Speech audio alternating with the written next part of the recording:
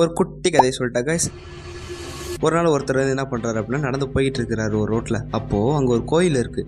கோயிலுக்குள்ளே போய் பார்த்தா ஒரு யானையை வந்துட்டு ஒரு கயிறில் கட்டி போட்டிருக்காங்க. அந்த கயிறு என்னடானா மெலிசா இருக்குது. என்னடா இது இவ்வளோ பெரிய யானையை மெலிசான கயிறில் கட்டி போட்டிருக்காங்கன்னு இவருக்கு ஒரே ஷாக்கு. குடுகுடுன்னு உள்ளே ஓடி போய்ட்டு அந்த யானையை வளர்க்குறவர்கிட்ட கேட்டிருக்காரு, ஏங்க உங்களுக்கு கொஞ்ச நாச்சும் ஏதாவது மண்டையில் இருக்கா, அறிவு இருக்கா, இவ்வளோ பெரிய யானை இத்தனோண்டு கயிறில் கட்டி போட்டிருக்கீங்க, அது பிச்சு கிச்சிட்டு ஓடிடுச்சு அப்படின்னா இங்கே இருக்கவங்களுக்கு தானுங்க அது ஆபத்து அப்படின்னு சொல்லியிருக்காரு. அந்த ட்ரெயினர் சிரிச்சுக்கிட்டே என்ன சொல்லியிருக்காரு அப்படின்னா, ஏங்க இந்த யானையை நான் சின்ன வயசுலேருந்து வளர்க்குறேன் ஓகேங்களா, இந்த கயிறில் தான் அதை ஃபஸ்ட்டு நான் கட்டி போட்டேன். இது ஊரல்றது பரல்றது என்ன பண்ணலாம், அந்த கயிறு விட்டு அதால் வெளியே வரவே முடியலங்க. அதனால் இப்போ இவ்வளோ பெருசாக ஆனதுக்கப்புறமும் அது மைண்டில் வந்து பழகிடுச்சு.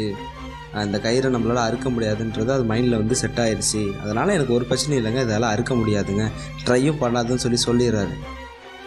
இது மாதிரி தான் கைஸ் லைஃப்லேயும் நீங்கள் சின்ன வயசில் பண்ணி ஏதோ ஒரு சின்ன விஷயத்த இன்னமும் நினச்சி ஐயோ நான் பாஸ்ட்டை மாற்றலாம்னு நினைக்கிறீங்க. வேண்டவே வேணாம், ப்ரெசண்ட்டை மாற்றுங்க. அதுதான் நம்ம கையில் இருக்குது ஓகேங்களா. ஃப்யூச்சரும் இருக்குதுன்னு தான் சொல்கிறாங்க.